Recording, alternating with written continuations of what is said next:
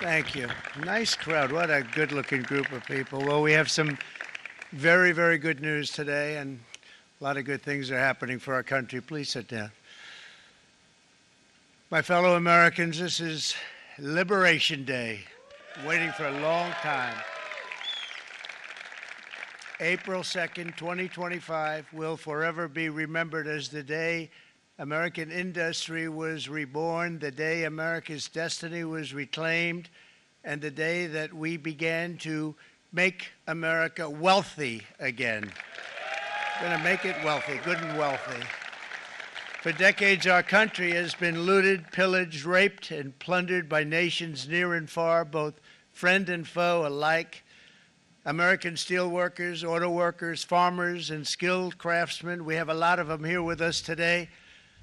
They really suffered gravely. They watched in anguish as foreign leaders have stolen our jobs, foreign cheaters have ransacked our factories, and foreign scavengers have torn apart our once beautiful American dream. We had an American dream that you don't hear so much about. You did 4 years ago, and you are now, but you don't too often, and for many years and decades even, you didn't hear too much about. Our country and its taxpayers have been ripped off for more than 50 years, but it is not going to happen anymore. It's not going to happen. In a few moments, I will sign a historic executive order instituting reciprocal tariffs on countries throughout the world. Reciprocal, that means they do it to us and we do it to them. Very simple. Can't get any simpler than that. This is one of the most important days, in my opinion, in American history. It's our declaration of economic independence. For years, hardworking American citizens were forced to sit on the sidelines as other nations got rich and powerful, much of it at our expense. But now it's our turn to prosper, and in so doing, use trillions and trillions of dollars to reduce our taxes and pay down our national debt, and it'll all happen very quickly.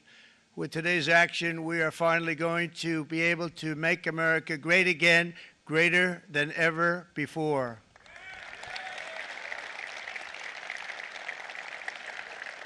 Jobs and factories will come roaring back into our country, and you see it happening already. We will supercharge our domestic industrial base. We will pry open foreign markets and break down foreign trade barriers. And ultimately, more production at home will mean stronger competition and lower prices for consumers. This will be indeed the golden age of America. It's coming back, and we're going to come back very strongly.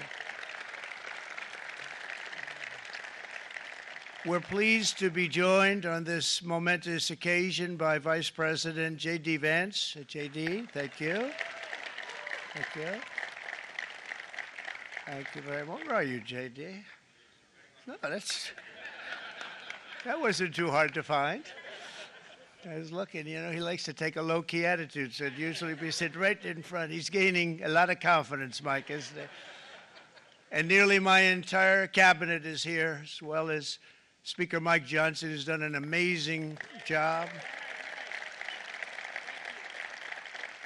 And with the great success we had last night in Florida, we have a majority of 7, and 7's like a lot when we had it at 1, right? You've done a fantastic job, and many of the members of the House and Senate are with us. Senators, Congressmen, thank you all for being with us. We appreciate it. For decades, the United States slashed our trade barriers on other countries, while those nations placed massive tariffs on our products and created outrageous non-monetary barriers to decimate our industries. And in many cases, the non-monetary barriers were worse than the monetary ones. They manipulated their currencies, subsidized their exports, stole our intellectual property, imposed exorbitant VAT taxes to disadvantage our products, adopted unfair rules and technical standards, and created filthy pollution havens. They were absolutely filthy, but they always came to us and they said, we're violating, we should pay for it. It's all detailed in a very big report by the U.S. Trade Representative on foreign trade barriers, and I'll just hold it up for you. It's available, and you don't have to pay too much. As I understand it, you'll pay nothing. It's a lot of work for something, actually, because it's a special book. It's very, frankly, it's very upsetting when you read it, when you see what people have been doing to us for 30 years. This all happened with no response from the United States of America, none whatsoever.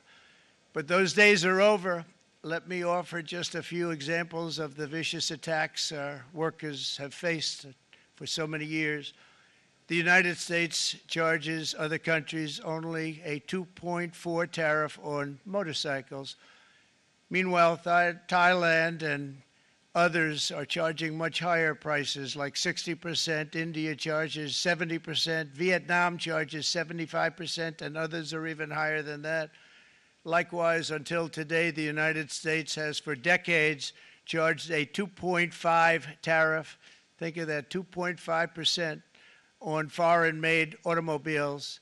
The European Union charges us more than 10% tariffs, and they have 20% VATs, much, much higher. India charges 70%, and perhaps worst of all are the non-monetary restrictions imposed by South Korea, Japan, and very many other nations. As a result of these colossal trade barriers, 81% of the cars in South Korea are made in South Korea. 94% of the cars in Japan are made in Japan. Toyota sells 1 million foreign-made automobiles into the United States, and General Motors sells almost none. Ford sells very little. None of our companies are allowed to go into other countries. And I say that, friend and foe, and in many cases, the friend is worse than the foe in terms of trade. But such horrendous imbalances have devastated our industrial base and put our national security at risk. I don't blame these other countries at all for this calamity. I blame former presidents and past leaders who weren't doing their job. They let it happen, and they let it happen to an extent that nobody can even believe. That's why, effective at midnight, we will impose a 25% tariff on all foreign-made automobiles.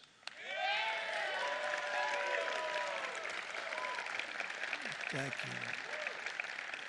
Brian, I'd like to have you come up here for a second, okay? I just see him sitting. He's been a fan of ours, and he understands this business a lot better than the economists, a lot better than anybody. Brian, say a few words, please, would you? Thank you, Mr. Thank you. President. It's a great honor to have you. Thanks. Thank you, Mr. President. I grew up just north of Detroit, Michigan, in Macomb County, known as the home of the Reagan Democrats. My first vote for president was for Ronald Reagan. I thought that was going to be the best president I ever saw in my lifetime until Donald J. Trump came along. I have watched my entire life, I have watched plant after plant after plant in Detroit and in the metro Detroit area close. There are now plants sitting idle. There are now plants that are underutilized, and Donald Trump's policies are going to bring product back into those underutilized plants. There's going to be new investment. There's going to be new plants built. And the UAW members, and I brought 20 of them with me, they're sitting right over here. We support Donald Trump's policies on tariffs 100%. So, Mr. President, we can't thank you enough. And in 6 months or a year, we're going to begin to see the benefits. I can't wait to see what's happening 3 or 4 years down the road. Thank you, Mr. President. Thank you. What a great guy. He got it right from the beginning. He got it before almost anybody else. This group over there, they got it too. And you know, we won the state of Michigan. We won almost all of them, but we won Michigan by a lot, and I want to just thank you all. The auto workers were fantastic. The Teamsters were fantastic. Everyone was pretty good, I will tell you. Thank you very much. I appreciate it. You're going to be very happy very soon, and you probably see what's happening with all of the, not only car companies, but car companies in particular. You see it with all of the ones they're moving, they're announcing day in, day out. You're seeing it. Nobody's ever seen anything like that. With today's actions, we're also standing up for our great farmers and ranchers who are brutalized by nations all over the world. It's brutalized. Canada, by the way, imposes a 250 to 300% tariff on many of our dairy products. They do the first the first can of milk. They do the first little carton of milk at a very low price, but after that it gets bad, and then it gets up to 275, 300%. So when they're figuring what's Canada charging, they say, oh, about 2%, 3%. But take a look at what happens down the road. When you look a little bit, it's not a pretty picture, and we don't like it, and it's not fair. It's not fair to our farmers. It's not fair to our country. And with countries like Canada, we subsidize a lot of countries and keep them going and keep them in business. In the case of Mexico, it's $300 billion a year. In the case of Canada, it's close to $200 billion a year. And I say, why are we doing this? Why are we doing this? I mean, at what point do we say you got to work for yourselves, and this is why we have the big deficits. This is why we have that amount of debt that's been placed on our heads over the last number of years, and we're really not taking it anymore. Through non-tariff barriers, the European Union bans imports of most American poultry. You understand? They say, we want to send you our cars, we want to send you everything, but we're not going to take anything that you have. Australia bans, and they're wonderful people and wonderful everything, but they ban American beef, yet we imported $3 billion of Australian beef from them just last year alone. They won't take any of our beef. They don't want it because they don't want it to affect their farmers. And you know what? I don't blame them, but we're doing the same thing right now, starting about midnight tonight, I would say. And China charges American rice farmers an overquota, it's called, a tariff rate of 65%. South Korea charges 50%. Actually, they charge different, from 50% to 513%. And Japan, our friend, charges us 700%. But that's because they don't want us selling rice and other things. Who can blame them, Madam Secretary? Agriculture, great job you did on eggs, by the way. The egg prices came down 50%. You got them down 50%. Once we got involved, they were going through the sky. The egg prices, they were going through the sky, and you did a fantastic job. Now we have lots of eggs, and they're much cheaper, down about 59% now, and they're going down further. We charge 2.8% for so many things that other countries are charging 200%, 300%, and 400% for. If imposing tariffs and protective barriers made nations poor, then every country on earth would be racing to eliminate these policies, and China would be the first on line. They run a very strong country, but they're not first in line, and the American people are paying a very big price. From 1789 to 1913, we were a tariff-backed nation, and the United States was proportionately the wealthiest it has ever been. So wealthy, in fact, that in the 1880s, they established a commission to decide what they were going to do with the vast sums of money they were collecting. We were collecting so much money so fast, we didn't know what to do with it. Isn't that a nice problem to have? What do you think, Marco? Good problem? Marco would love that problem. But we don't have that problem anymore, but we're not going to have it very much longer, I will tell you. But they collected so much money, they actually formed a commission to determine what they were going to do with the money, who they were going to give it to, and how much. Then in 1913, for reasons unknown to mankind, they established the income tax so that citizens, rather than foreign countries, would start paying the money necessary to run our government. Then in 1929, it all came to a very abrupt end with the Great Depression, and it would have never happened if they had stayed with the tariff policy. It would have been a much different story. They tried to bring back tariffs to save our country, but it was gone. It was gone. It was too late. Nothing could have been done. It took years and years to get out of that depression, far longer than even FDR had that office right over there for a long period of time. The ramp system, that's rather intricate, was built because of him, and every time you walk up, you think of him, and he did a great job in many ways, but it lasted long beyond his terms, as you know. But it's not too late any longer, and we're going to start being smart, and we're going to start being very wealthy again. We're going to be wealthy as a country because they've taken so much of our wealth away from us. We're not going to let that happen. We truly can be very wealthy. We can be so much wealthier than any country. It's not even believable, but we're getting smart. Nearly a century later, in the face of unrelenting economic warfare, the United States can no longer continue with a policy of unilateral economic surrender. We cannot pay the deficits of Canada, Mexico, and so many other countries. We used to do it. We can't do it anymore. We take care of countries all over the world. We pay for their military. We pay for everything they have to pay. And then when you want to cut back a little bit, they get upset that you're not taking care of them any longer. But we have to take care of our people, and we're going to take care of our people first. And I'm sorry to say that.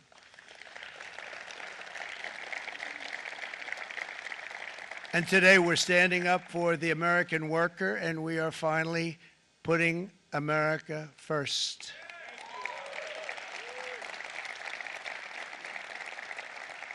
In Sleepy Joe Biden's last year in office, the United States hemorrhaged 100,000 manufacturing jobs, and the number was going through the roof at levels never seen before.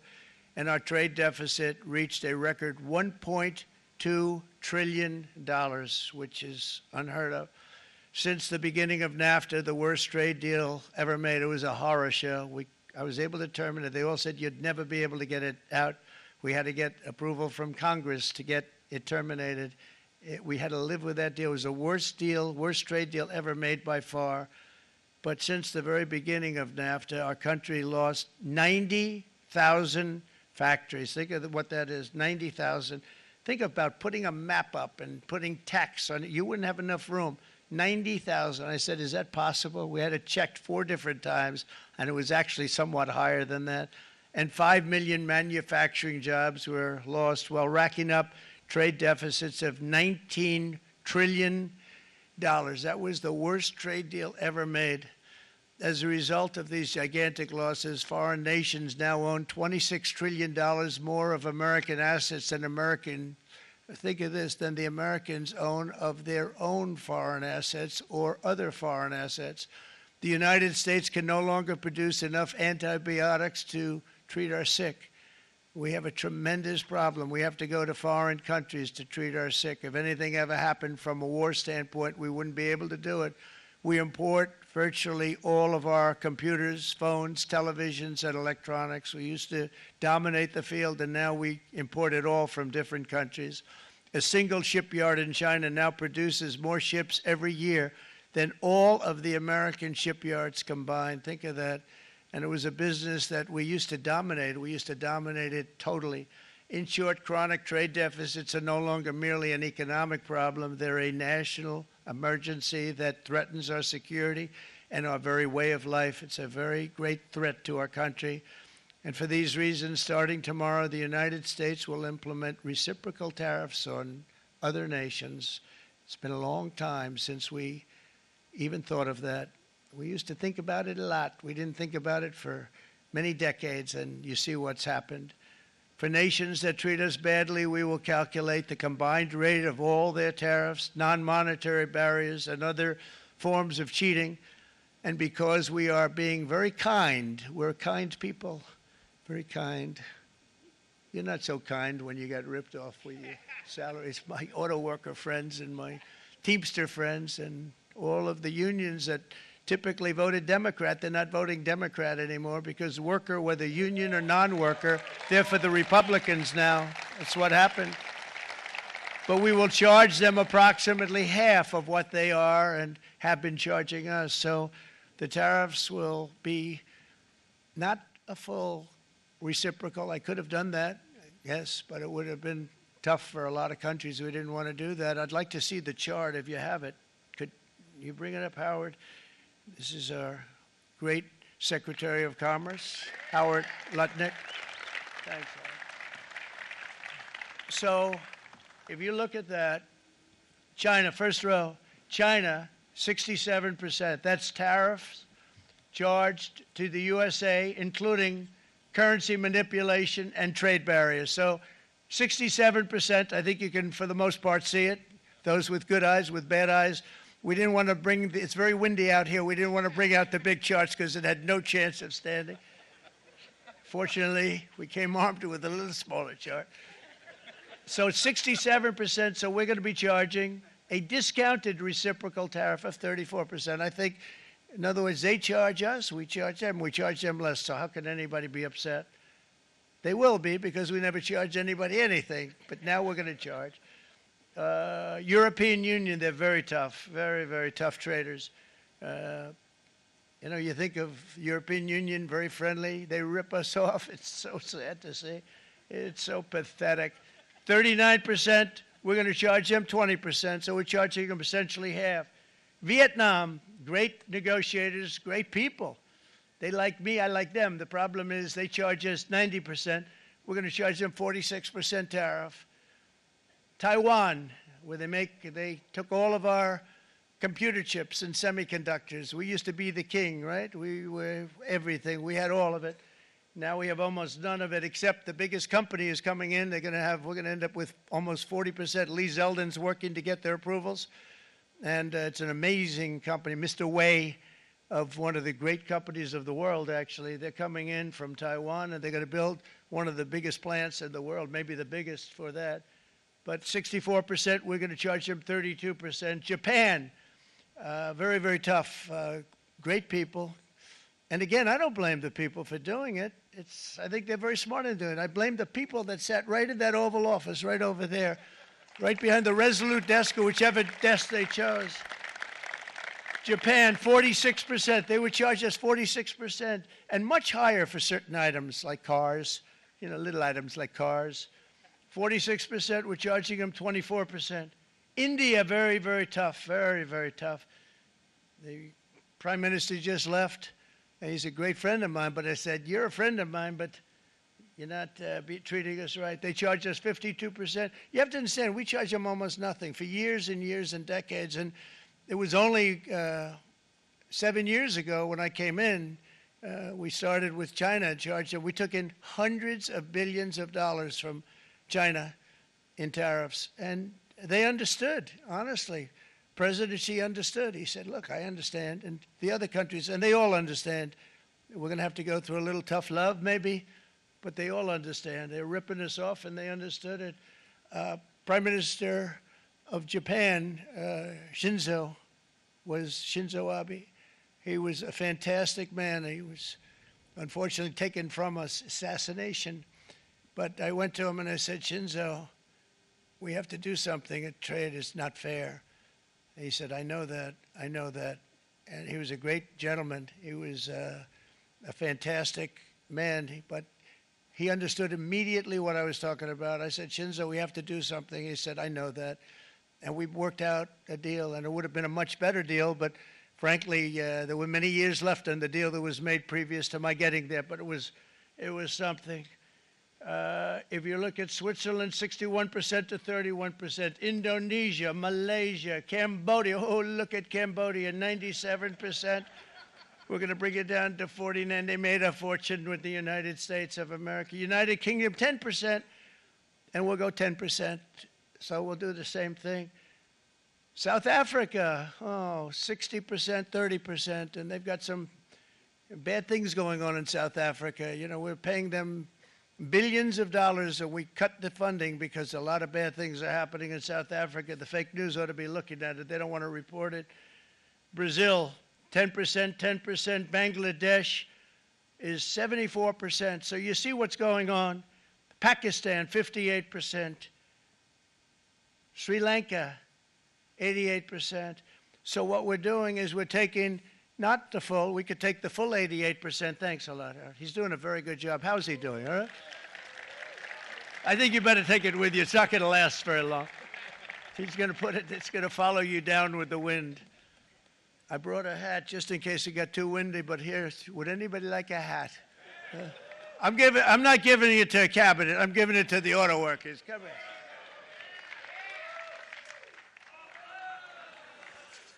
Thank you, fellas. Get it. That's it. That's it. They deserve it more than our cabinet. Our cabinet has plenty of hats. But you see the numbers. The numbers are so disproportionate. They're so unfair. At the same time, we will establish a minimum baseline tariff of 10%. You notice that on the chart. And that'll be on other countries to help rebuild our economy and to prevent cheating. So we're going to have a minimum of cheating, and we're going to be very severe on the people that at the gate that watch the tariffs and watch the product coming in, because there's been a lot of bad things happening at the gate because the money is so enormous that you're talking about. There's never been probably anything like it in terms of the enormity, and there are a lot of bad things happen at the people that do the check-in, and they're looking at 10-year jail sentences if they do play. We're going to treat them so good, but if they cheat, the repercussions are going to be extremely strong. Foreign nations will finally be asked to pay for the privilege of access to our market, the biggest market in the world. We're right now the biggest market in the world. We had a great country 4 years ago in terms of the economics. We were doubling up on China. We were doing so well. Nobody was going to catch us, but so much of it slipped away over the last 4 years under Biden. I campaigned on this policy throughout last year, and today that promise was made, and it was also a promise, as you know, that was kept. Promises made, promises kept. To any company that objects to our common sense reciprocal tariffs, again, reciprocal, back and forth, back and forth. And I call this kind reciprocal. This is not full reciprocal. This is kind reciprocal. But what we do is we cut it in half. We charge them. My answer is very simple if they complain. If you want your tariff rate to be zero, then you build your product right here in America, because there is no tariff if you build your plant, your product in America. And we've seen companies coming in like we've never seen before. Likewise to all of the foreign presidents, prime ministers, kings, queens, ambassadors, and everyone else who will soon be calling to ask for exemptions from these tariffs. I say, terminate your own tariffs, drop your barriers, don't manipulate your currencies. They manipulate their currencies like nobody can even believe, which is a bad, bad thing and very devastating to us. And start buying tens of billions of dollars of American goods. Tariffs give our country protection against those that would do us economic harm. And many people were looking to do us economic harm. Maybe not so obviously, but they were doing tremendous economic harm. But even more importantly, they will give us growth. These tariffs are going to give us growth like you haven't seen before, and it'll be something very special to watch. I am so looking forward, and Brian, it's going to happen even faster than you said. You know, you might say, but it's already started. It's already started.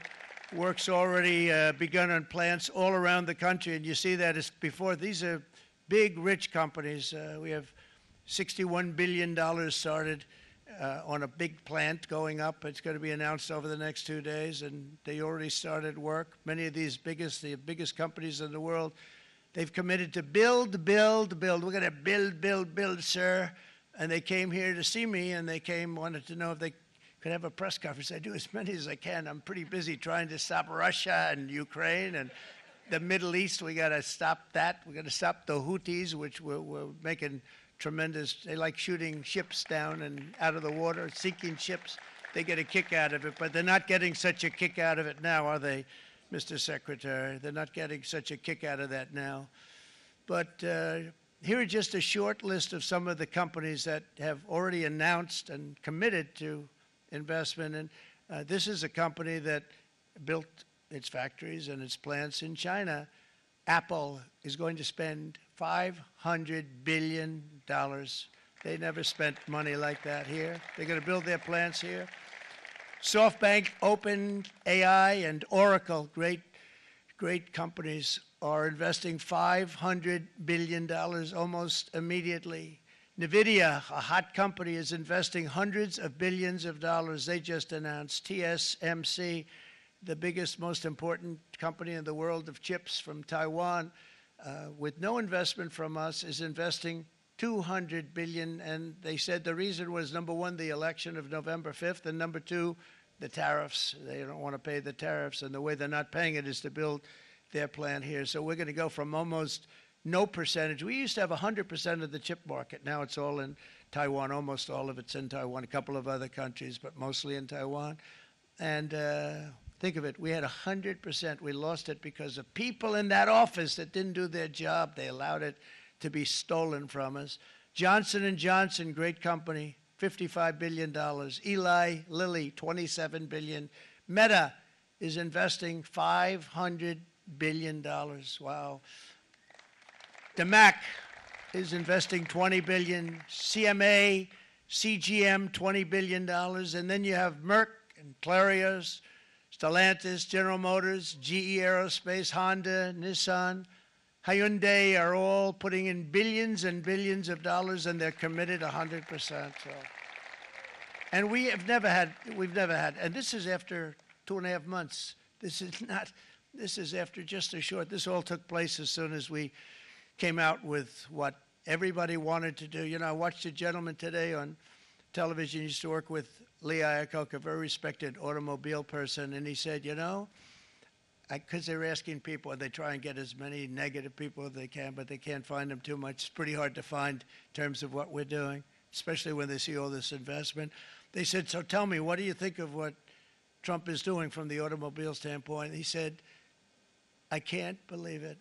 Somebody is finally, he's an older guy, real pro, really top guy, with Lee Iacocca. He said, I never thought I'd see the day when this would happen, where somebody had the courage to go and do what has to be done. This is transforming our nation. Our entire nation is going to be transformed, not only with the cars, but on every single other item that's built. We're going to become an industrial powerhouse. And he said that so beautifully today. In fact, I'm going to find out, I'm going to get a tape, and Bruce, I'm going to get that tape, and I'm going to send it to you out in Long Island, and you're going to play it for the people. And all your union workers and your non-union workers out there, you got a pretty even split. But we have, so far, it looks like we're going to have about $6 trillion of investments, and you wouldn't do that in years in this country over the last number of years. $6 trillion, and that's going to be much higher by the end of the year. And think of what $6 trillion is. You wouldn't have even a small percentage of that under this other system. We're going to be an entirely different country, and it's going to be fantastic for the workers. It's going to be fantastic for everyone. There will never have been a transformation of a country like the transformation that's already happening in the United States of America. It's an incredible thing to watch, and it's incredible to meet with the top people, people that you read about, very wealthy people, or people that are great managers and executives and presidents of big public companies, and to watch the enthusiasm they have now that they didn't have. They gave up on our country. They went to foreign countries and they built. Companies are pouring into our country at levels never seen before, with jobs and money to follow, and it's really beautiful. In the coming days, there will be complaints from the globalists and the outsourcers and special interests and the fake news. Always, the fake news will always complain. But never forget, every prediction our opponents made about trade for the last 30 years has been proven totally wrong. They were wrong about NAFTA. They were wrong about China. They were wrong about the Trans-Pacific Partnership, which would have been a disaster if I didn't terminate it. If I didn't terminate that, United Auto Workers, you would have had no jobs in this country. You would have had no jobs. It was all going to other countries. In my first term, they said tariffs would crash the economy. Instead, we built the greatest economy in the history of the world. And again, I have great respect for President Xi of China, great respect for China, but they were taking tremendous advantage of us, and I commend them for that. I say, hey, if you can get away with it, that's okay. But, you know, they understand exactly what's happening, and they probably, most of them are saying it's about time they did something, but and they're going to fight, and they're going to fight fair. Everyone's going to fight. You know, it's like, I say to the leaders, look, you got to take care of your country, but we have to start taking care of our country now. We can't do what we've been doing for the last 50 years. From the day of my election, the stock market went up in my first term 88%, with NASDAQ going up 155%, more than any president has ever had in any term in office, by far.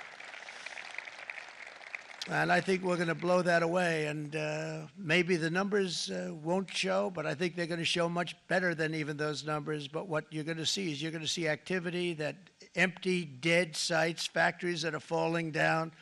Those factories will be knocked down, and they're going to have brand new factories built in their place. They're not only talking about renovating, they're talking about brand new, the best anywhere in the world, the biggest anywhere in the world. I have a friend who builds car plants. And I said, I want to see the biggest and the best. He said, well, we have to go to Mexico. I said, no, I want to see it in the United States. He said, we're not building them in there. This is a year and a half ago during the campaign. He said, we're not building it. You'd have to go to Mexico. When I was starting to decide to run, and I went to number one in the polls very rapidly, I want to say, like let's say in the first hour, and then shortly thereafter, it looked like I was going to win, and the fake news was saying, "Oh no, don't do this." What they don't know is if I didn't win, they would have really been in trouble, because nobody wants to read them anyway. But I tell you what, when it looked like I was going to win, I announced that I was going to be doing exactly what we're talking about today. Great consistency, actually, because I've been talking about it for 40 years, but because I saw what was happening 40 years ago. If you look at my old speeches when I was young, very handsome, my old speeches, and that people would say, I'd be on a television show, I'd be talking about how we were being ripped off by these countries. I mean, nothing changes very much. The only thing that changed were the countries, but nothing really changes. But it's why it's such an honor. It's such an honor to be finally able to do this. If you look at China, I took in hundreds of billions of dollars in my term, hundreds of billions. They never paid 10 cents to any other president, and yet they paid hundreds of billions, so much so that Biden couldn't do anything. They wanted to try and terminate it because he had a very special relationship with China. You know what the relationship was? He had a special relationship. But the numbers were so big, that they couldn't do it. So they did ease it up. They did things that they shouldn't have done. They made it a lot more comfortable for them, but they couldn't do it because the numbers were hundreds of billions of dollars, and I did that. And we were on our way to doing something like incredible. And then we had a very bad election happen, a lot of bad things happened. So when I said we got to do it again, I said we have to make it too big to rig, and we made it too big to rig, and we won in records, and it was a monumental win. And it was such an honor to see so many of you, like Brian and your friends, here with us to celebrate, and to more importantly celebrate what we're doing, because that wouldn't be a full celebration if we didn't do this, because this will be an entirely different country in a short period of time. It'll be something the whole world will be talking about it. The critics made the very tired predictions earlier this year, but in February, core inflation dropped to the lowest rate in 4 years, and the price of eggs, as you know, just in a month and a half, we were there for 4 weeks. And the first week, I got blamed for eggs. I said, I just got here. They said eggs have gone up at like 250%, and you can't get eggs. And they were going crazy. And I said, I just got here. And then we got to work on eggs, and we got to work on everything. And our great Secretary of Agriculture, you did a fantastic job. Brooke Rollins, she did a fantastic job. And as I said before, the price of eggs dropped now 59%, and they're going down more, and the availability is fantastic. They were saying that for Easter, please don't use eggs. Could you use plastic eggs? I said, we don't want to do that. We want to, and you really came through. It's an amazing job. Thank you very much, Brooke. You did great. But likewise, an old-fashioned term that we use, groceries. I used it in the campaign. It's such an old-fashioned term, but a beautiful term, groceries. It sort of says a bag with different things in it. Groceries went through the roof, and I campaigned on that. I talked about the word groceries for a lot, and energy costs now are down. Groceries are down. Gasoline is way under $3, and people are beginning to be able to buy things and live again. We brought prices way down. We created 10,000 already in a few weeks, new manufacturing jobs. And it was that took place in 1 month, numbers that they haven't seen in a long time. We had virtually no inflation under my term. We had virtually no inflation for 4 years, but after transitioning over to Sleepy Joe, it went from almost non-existent to the highest in the history of our country. They had the highest inflation in the history of our country, brought up by energy and bad spending and bad policy, and a lot of bad things happened. How about allowing millions and millions and millions of people to pour into our country with open borders, where it's so sad to see even now, and I see our great secretary you have done, stand up please, Christy, stand up. Christy Nome and Tom Homan. These people are doing a great job, but gotten them out in records. We have problems with judges that don't want them to go out. They want Tren de Aragua, and they want MS-13, the most vicious gangs ever. Nobody's ever seen anything like it. Absolute killer gangs. They kill people. They don't even think about it. And we put them out, and we have judges now, radical left judges that want to, they don't want them to go out. They want them to even be brought back. Let's bring them back. You've done a fantastic job, and please thank everybody. Homeland Security, thank everybody. Appreciate it. And we now have a border that's the best border that we've ever had, even better than it was my first term. My first term we did good, but this one we really specialized in. We've done really well. And we had records then. We had the best, safest border. 4 years ago, we had the best border there ever was. And now we have, you've actually matched it and done even better. And we're going to get it down the right way. And we want people, by the way, to come into our country, but we want to come in through a legal process. We want them to come in legally. We need more people. We need people to run these plants and to help the auto workers and the Teamsters and the non-union people and everybody else. But we need people and the farmers. And we're going to let people come in, but they want to come in. We want them to come in legally. They have to have the capability of loving our country, not people that hate our country. We don't want them in our country. And now we're going to pass the largest tax cuts in American history, and that's where we're relying on Mike and John Thune. And we will not cut Social Security, Medicare, or Medicaid benefits, and the Democrats will, because if they got in, the entire economy would collapse. This country was heading for a collapse under the people that you saw. They were horrible. I think one of the reasons people like the job, I have my highest approval ratings because I think they're comparing me to the worst administration in the history of our country, so I appreciate that at least. But Speaker of the House Mike Johnson and Senate Majority Leader, appreciate it, Mike, John Thune have been fantastic, by the way. But they've been working tirelessly on taking the next step to pass the plan for our one big, beautiful bill. I'd like to name it that if you can. One big, beautiful. I made that statement about 6 months ago, and everybody calls it one big, beautiful bill. And it will be that. It'll have everything, the big tax cuts and every incentive there is. And it'll be fantastic. And by the way, for the cars, we're asking for an interest deduction on a loan. So if you build the car, only in America we do it, Brian. If the car's not built in America, you don't get the interest rate deduction. But if you build the car in America, if you buy a car, if it's built in America, then you get an interest rate deduction, tax deduction, and that's a big thing. That's going to be a big thing. I think that's going to pay for itself very quickly, that deduction. Never happened. We've never had anything like that before. Somebody said, where do you get the idea? Because it's so basic. You would think that would have happened a long time ago. It never did, and I'm very happy it didn't because now I can say that was my idea. But we're going to get us closer to the debt extension. We have to get the debt extension passed, and I know you're going to be able to do that, Mike, and it's very important that you do that.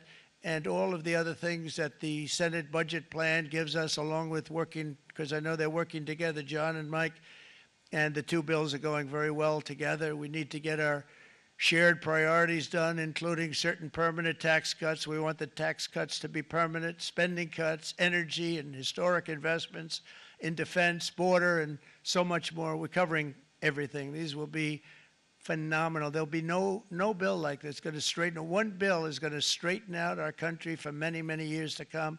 And we said, let's just do it and let's get it done. And some guys will love it and some guys will like it a little bit less because they're not getting what they were exactly looking for, but they're getting a lot. They'll never, if we get this done, it'll be the most incredible bill ever passed in the history of our Congress and Senate and congressmen, the senators and the congressmen, many of whom are here today, will be very proud of themselves. I really believe that. It's going to set us on a whole new prosperous path. We're going to cut spending and right-size the budget back to where it should be. We're going to do that very strongly. Thank you, Rick. Thank you. John, thank you. Oh, look at all of our senators over there. Oh, boy, that's a nice group of people. But I won't like them so much if they don't get this bill done. That's a great group, and Congressman, thank you very much. I appreciate it. Tremendous people. The Senate plan is my complete and total support, and the House plan likewise is very similar. They're moving along pretty much at the same clip, and as soon as you're ready, you'll show it to me, and I'm sure it'll have my support, Mike.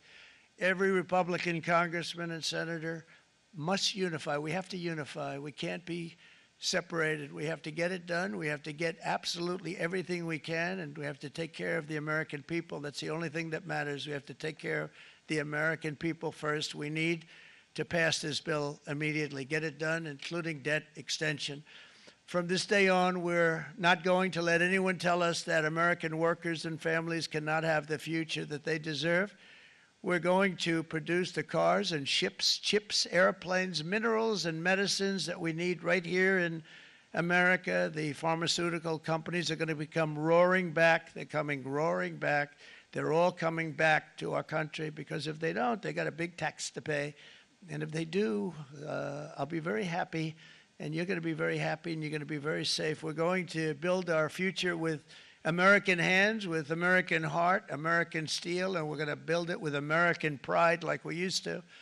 We're approaching our 100th day as president, and have been given credit by a lot of people, actually, even some of the fake news. Can you believe it? Which in this case hopefully isn't fake, for having done more in that time than any other administration in the history of our country in the first 100 days. I think we've had an amazing, in terms of what we've done, what we've gotten accomplished. I'd like to see if we can get that war ended and another war from not starting in the Middle East. We have to get Russia. They're losing 2,000 on average, 2,500 people a day, young people, soldiers, Russian, think of that, 2,500 through some days, but on average probably over about a 1 week period, it's 2,712, they say. They're losing those soldiers. They're dying. They're being decimated. And they're not from our country, but they're from other countries. But they're human beings. They're from Russia. They're from Ukraine in this period, most of them. And we're going to get it stopped. It's a senseless war that would have never happened if I was president, and it shouldn't be allowed to go on. And I think we're being given good cooperation by Russia and by Ukraine, but we have to get it stopped. It's humanity. It's humanity. It's a terrible thing. This will be a very big moment. I think you're going to remember today. It's going to be a free nation that we're dealing with. We're going to have a very free and beautiful nation. It's going to be Liberation Day in America, and it's going to be a day that hopefully you're going to look back in years to come and you're going to say, you know, he was right. This has turned out to be one of the most important days in the history of our country. God bless you and God bless America. Thank you, everybody. Thank you very much. Thank you. Thank you very much.